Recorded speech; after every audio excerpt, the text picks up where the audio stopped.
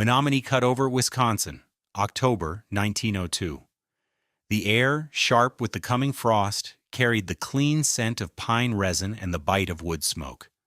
On the scarred landscape left behind by the timber barons, a new kind of settler was trying to root. Among them was Ihar Karpiuk, a quiet man from a part of the world no one here had ever heard of, and he was building something strange. His cabin was a standard 16 by 20 foot affair, built from tamarack logs he'd harvested and squared himself. It was solid, well-chinked, and unremarkable. But on its east and west flanks, two enormous structures were rising that made no sense to anyone. They were woodsheds of a sort, each a massive 8 feet deep and 16 feet long, their back walls running parallel to the cabin but separated by a deliberate 6-inch gap of empty air. "What in God's name is he doing?" muttered Silas Croft, a logger whose own cabin stood exposed on a nearby rise. He leaned on his axe handle, watching Karpiuk hoist another 2-inch thick oak plank into place. "It looks like the poor fool's trying to give his cabin wings. He'll be lucky if the winter wind doesn't tear them clean off and take his roof with him." Jebediah Stone, a homesteader who had lost 2 winters' worth of firewood to rot and snow, squinted at the scene. "He's boxing himself in. And why the gap? All that's going to do is catch drifting snow. He'll be shoveling himself out till May." The consensus on the cutover was clear. The Belarusian was a hard worker, but his design was pure foolishness. They called it Karpiuk's Folly. Observing from a distance, with a more official and troubling curiosity, was Nathaniel Whitmore, the Menominee County land assessor. He made a note in his ledger: 2 8 by 16 foot sheds, effectively attached to the primary dwelling. This wasn't a simple woodshed. This was an undeclared improvement. It changed the classification of the parcel. Whitmore sighed. The quiet immigrant was not only building a monument to his own madness, but he was also creating a bureaucratic problem that could cost him his entire homestead claim. The whole affair was, in a word, mad. What did this quiet Belarusian, a man whose trade was simply stacking wood, understand about the physics of wind and heat that the experienced loggers and homesteaders of the cutover had missed? What secret was held in those 2 monolithic walls of firewood he was patiently, methodically erecting against the coming cold? If you enjoy stories of frontier ingenuity, of quiet wisdom triumphing over conventional thinking, then stay with me. I promise you will learn something profound today about how simple mass and clever placement can defeat the most brutal cold. If you've ever felt a draft in your own home, think about what you'd do to stop it, and leave a comment below. Ihar Karpiuk was not a carpenter, not a farmer, not a frontiersman in the way his neighbors understood the term. Back in the old world, in the vast marshy flatlands of Pelés in Belarus, he had a specific trade. He was a drovanik. The word meant little to anyone in Wisconsin, but it translated roughly to a master of firewood. His hands were not shaped by the axe or the plow, but by the specific geometry of stacking split logs. He knew the properties of birch and oak and ash not just as fuel, but as a building material. He had spent his life working with the physical objects of his craft, stacking cribs, ventilation channels, drying racks, and the heavy, fragrant weight of seasoned hardwood.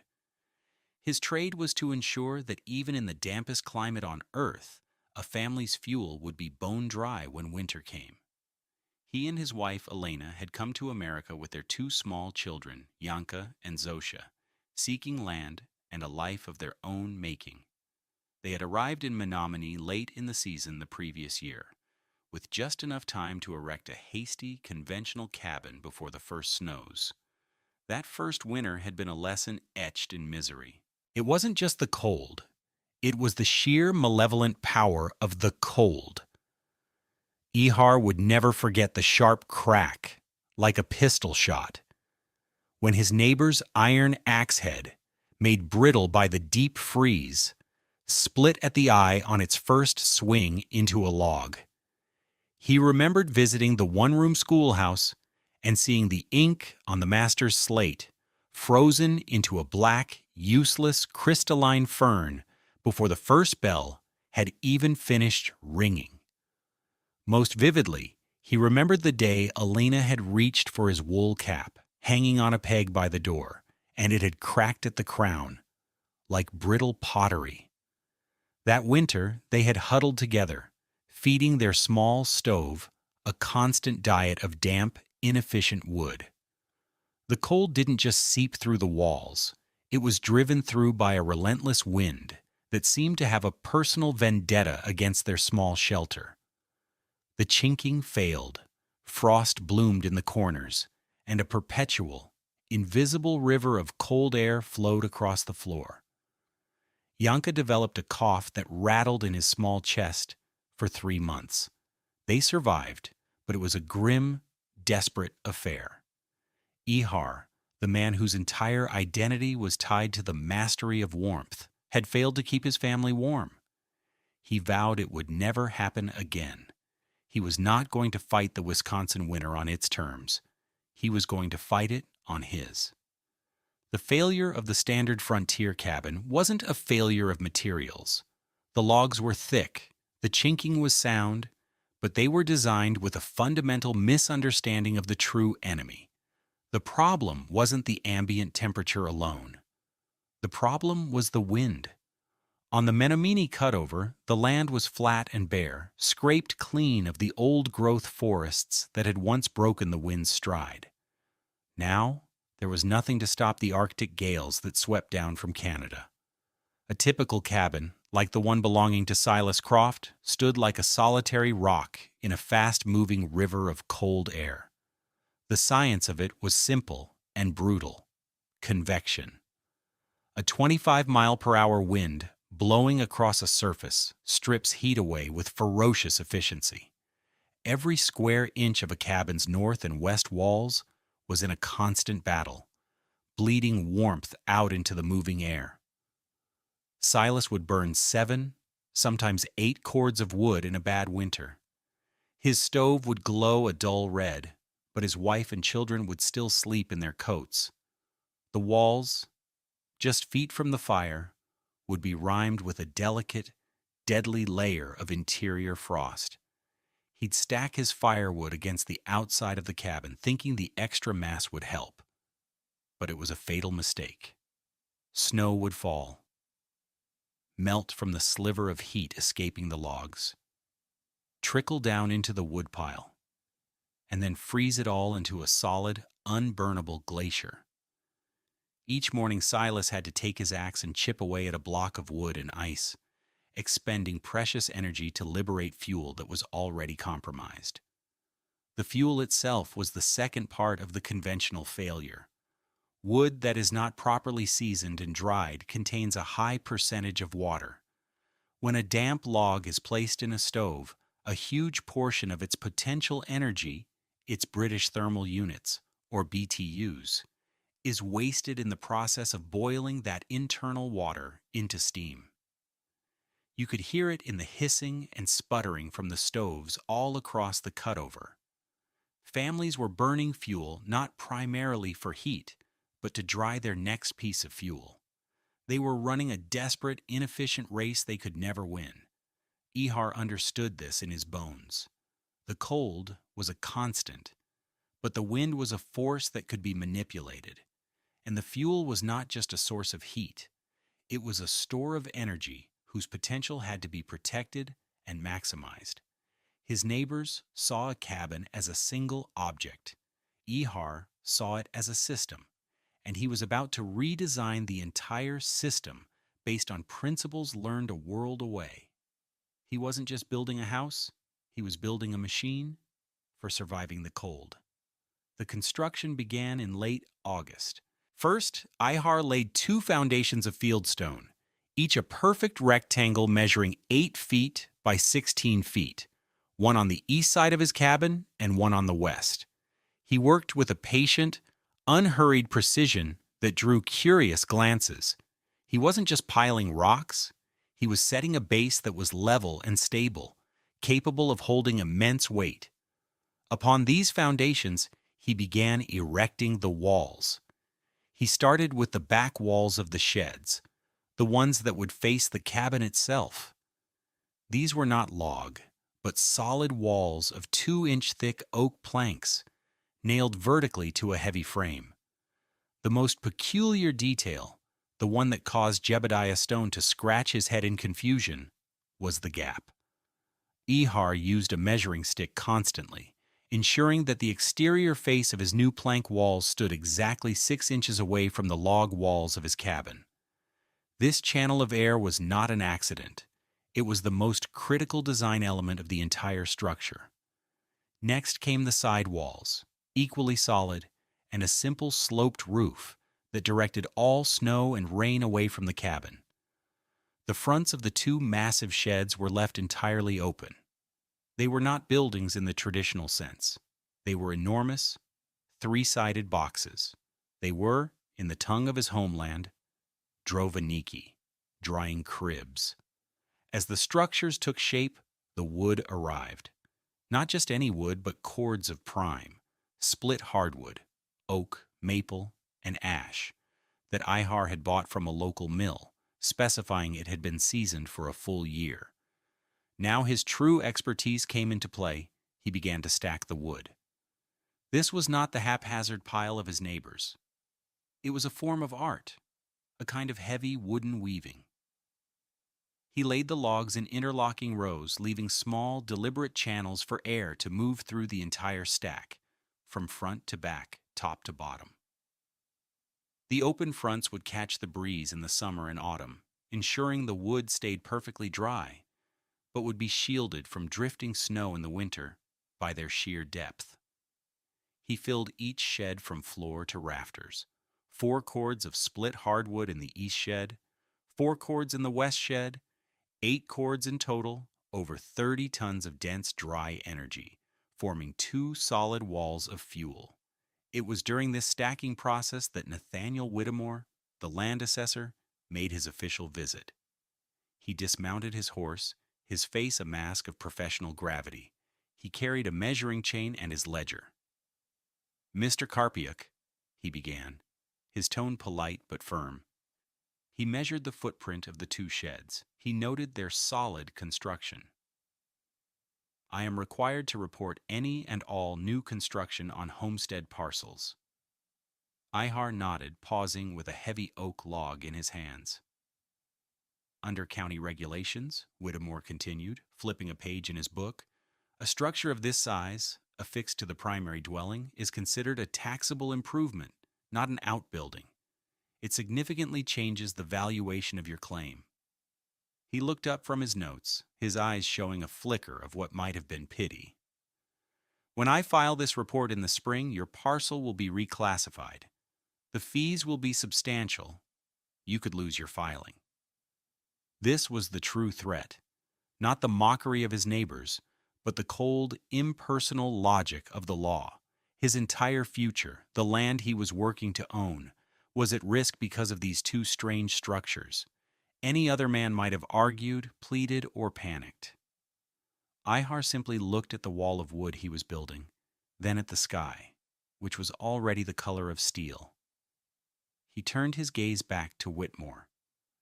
"The wood must be dry," he said, his voice quiet but unshakable. "The wind must be stopped."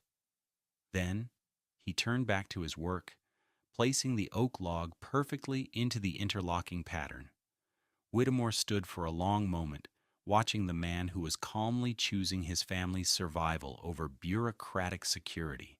He made his notes in the ledger, mounted his horse, and rode away, convinced he had just documented the most expensive and foolish act of self-sabotage he had ever witnessed on the cutover.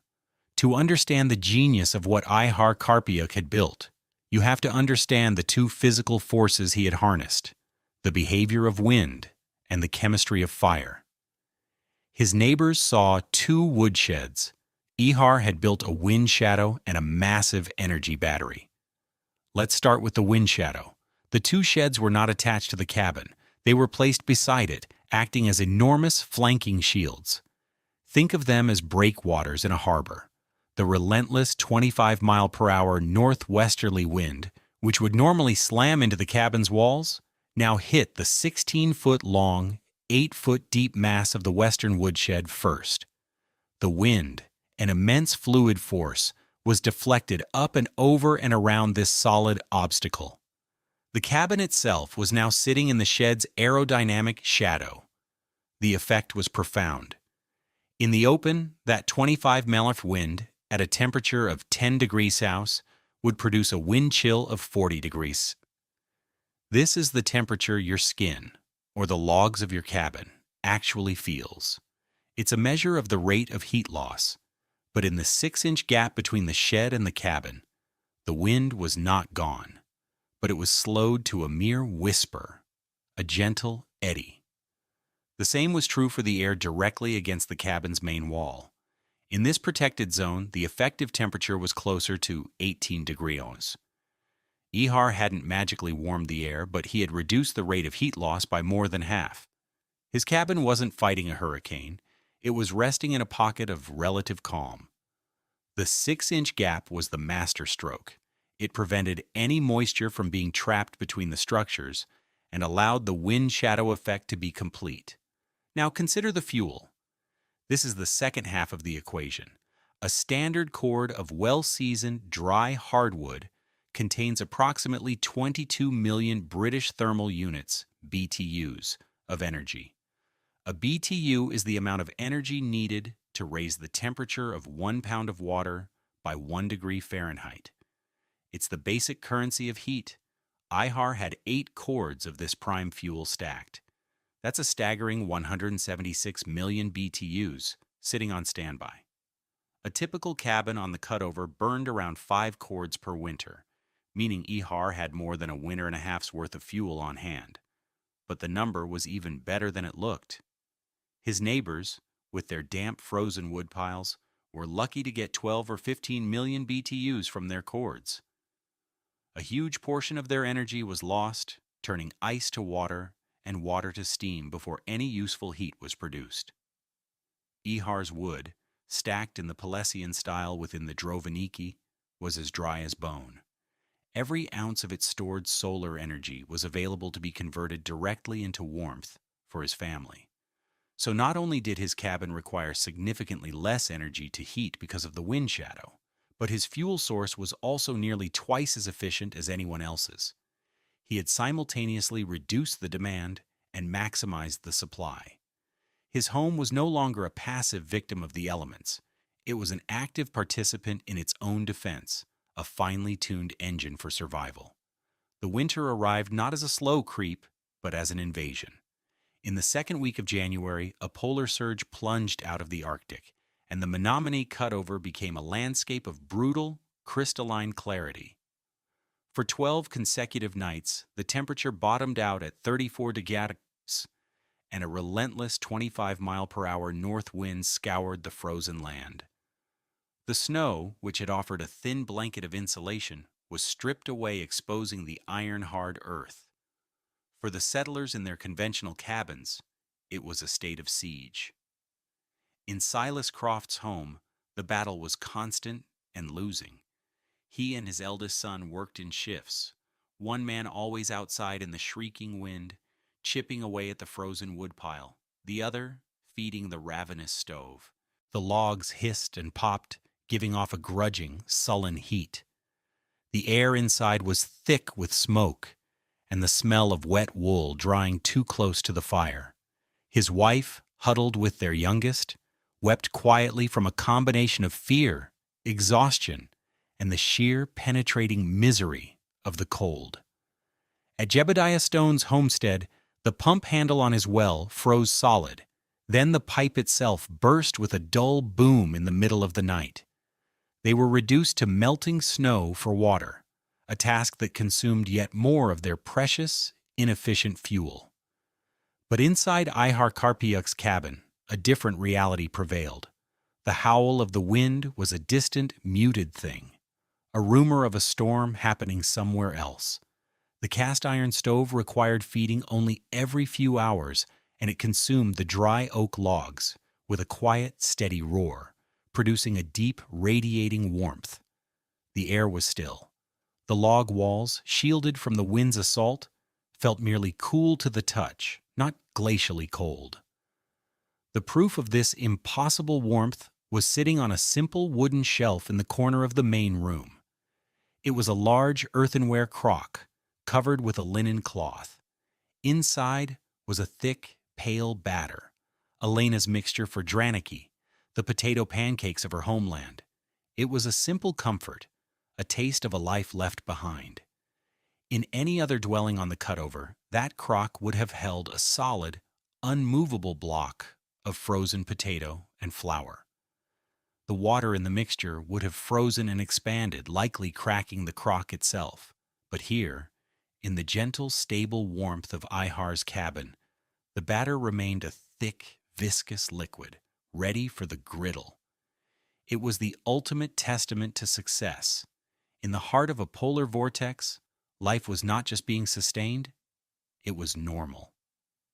Yanka's cough was gone. He and his sister Zosha played on the wooden floor in their stocking feet, their world defined not by the howling storm outside, but by the quiet security their father had built.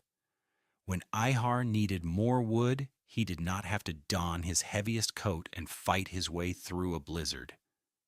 He simply opened his door, stepped into the sheltered space under the eaves, and took what he needed from the open face of the drovanik.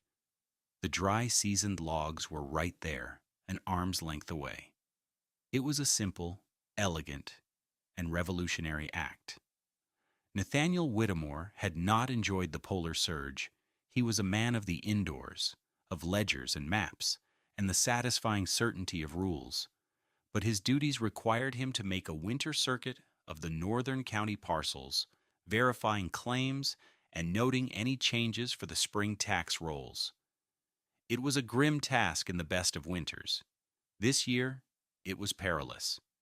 He was bundled in buffalo robes, his sled pulled by a stout horse that was laboring in the extreme cold. The iron runners of the sled hissed over the wind-scoured, frozen ground. As he neared the parcel belonging to the strange Belarusian, he guided his horse around a patch of exposed rock. There was a sudden, sharp crack, like a rifle shot, that echoed unnaturally in the frigid air. The sled lurched violently to one side. Whittemore knew immediately what had happened. The intense cold had made the iron of the sled runner as brittle as glass. It had snapped. He was stranded. The wind was a physical predator. It tore at his robes, found every tiny gap, and sucked the warmth from his body. His face was already numb, his fingers stiffening inside his thick gloves.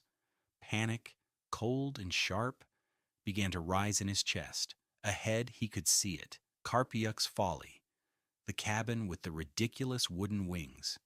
It was his only chance. He stumbled from the useless sled, his horse already turning its back to the wind, and began to walk. The wind hammered him, forcing him to lean into it, each step an act of will. As he got closer, his mind, driven by a primal need for shelter, wasn't thinking about the front door. It was looking for a lee, any break from the torment of the wind. He saw the narrow channel between the western woodshed and the cabin wall. Instinctively, he staggered toward it. The moment he stepped into that 6-inch gap, the world transformed. The deafening, physical roar of the wind vanished, replaced by an almost unnerving silence. It was as if a door had been slammed shut on the storm. The force that had been trying to tear him apart was simply gone. He sagged against the back wall of the woodshed, his back pressing into the unyielding grid of stacked logs. He took a ragged breath, the air in this pocket of calm feeling almost thick and warm by comparison. After a moment, he reached out a bare hand and laid it flat against the log wall of the cabin. He braced himself for the vicious, draining cold of a wall exposed to a 34-degree gale. He expected it to feel like a slab of river ice, to steal the feeling from his palm in an instant. Instead, the logs felt neutral. They were cool, yes, but it was a passive, inert coolness. There was no aggressive drain of heat, no frost, no sense that a battle for thermal energy was being waged. It was just a wall at rest. In that single, tactile moment, the truth crashed down on Nathaniel Whittemore. The mockery of the settlers, his own bureaucratic certainty, it all dissolved. He understood. The woodsheds were not add-ons. They were the defense. They were the reason this cabin was surviving while others were in a state of war. He looked at the towering wall of firewood he was leaning against, and then at the tranquil cabin wall inches away. This wasn't foolishness. This was a form of genius so practical and profound it was almost invisible. He made his way to the front door and knocked, his knuckles numb. Ihar opened it, and a wave of impossible, gentle warmth washed over him. He stepped inside, and the shock was physical. The air was warm and still. There were no drafts. He saw the two children, Yanka and Zosha, playing a game with small wooden blocks on the floor, dressed in simple wool shirts, not bundled coats. He saw the crock of batter on the shelf, a sign of impossible domestic peace. He saw Alena, stirring a pot on the stove, who looked at him with concern, not fear. Whittemore, a man of numbers and regulations, felt the foundations of his world shift. He looked at Ihar, the quiet man who had been an object of pity and ridicule. "My God, Karpiuk," Whittemore said, his voice husky with emotion and cold. He gestured vaguely toward the wall. "You didn't build a woodshed. You built a calm." When the polar surge finally broke, Nathaniel Whittemore became Ihar Karpiuk's most fervent and effective advocate. He returned to the county seat not with a notice of violation, but with a mission. He argued before the board that the flanking sheds were not taxable residential improvements, but were, in fact, an essential agricultural structure, a specialized crib for the preservation of the homestead's primary energy source. Citing precedents related to grain silos and corn cribs, he successfully had the structures classified as non-taxable, securing Ihar's claim. But he didn't stop there.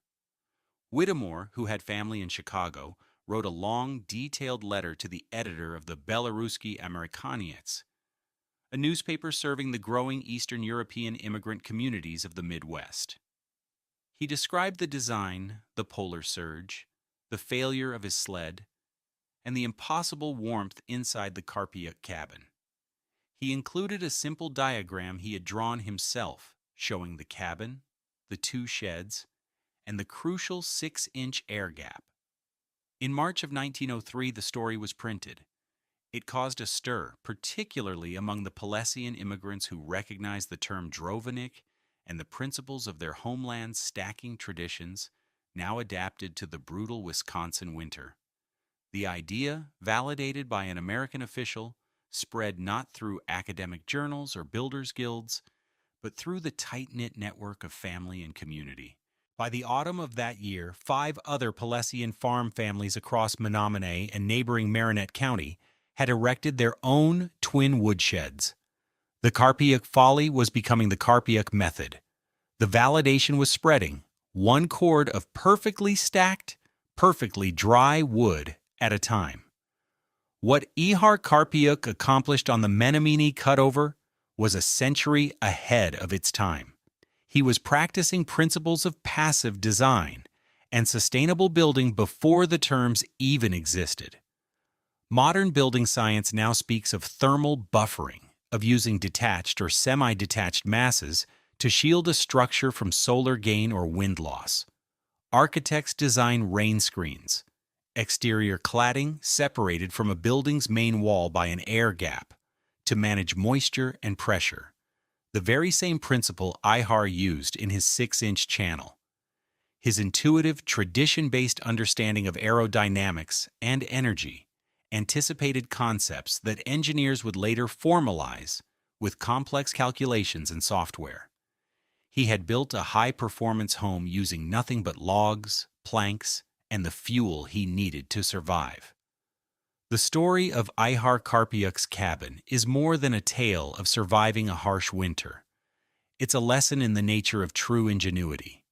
The other settlers saw the winter as an enemy to be fought head-on, a brute force to be met with more brute force, thicker walls, bigger fires. They were locked in a symmetric battle, and they were losing. Ihar, drawing on a deep well of generational knowledge, reframed the problem entirely. He saw the winter not as a single entity, but as a system of forces, wind and cold. He chose not to fight the cold directly, but to first disarm its most powerful weapon, the wind. The genius was in this indirection. He didn't build a windbreak against winter. He didn't construct a separate wall or plant a row of trees that would take a decade to mature. He stacked 2 winters of dry firewood on each side of his home and let it be both wall and warmth. The solution was made of the problem itself. The very material that would provide the heat was positioned to preserve that heat. It was a perfect, closed loop of logic and resources, an elegant answer born not of invention, but of profound understanding. On the unforgiving frontier, what mattered was not where you came from or what your neighbors thought. What mattered was what worked. And Ihar Karpiuk's cabin worked on a level no one else had even thought to imagine. Thank you for joining us for this story of frontier resilience. If you found this account of practical wisdom inspiring, please consider liking this video and subscribing to our channel for more stories of forgotten innovators. Let us know in the comments what modern building feature this story reminds you of. We appreciate your support. The content of this video is for educational and storytelling purposes. It presents historically inspired reconstructions of events and techniques. While based on real historical practices, the characters and specific events depicted are fictionalized for narrative effect. Any application of building techniques should be done in accordance with modern building codes, safety guidelines, and professional consultation. This video does not constitute professional, technical, or legal advice.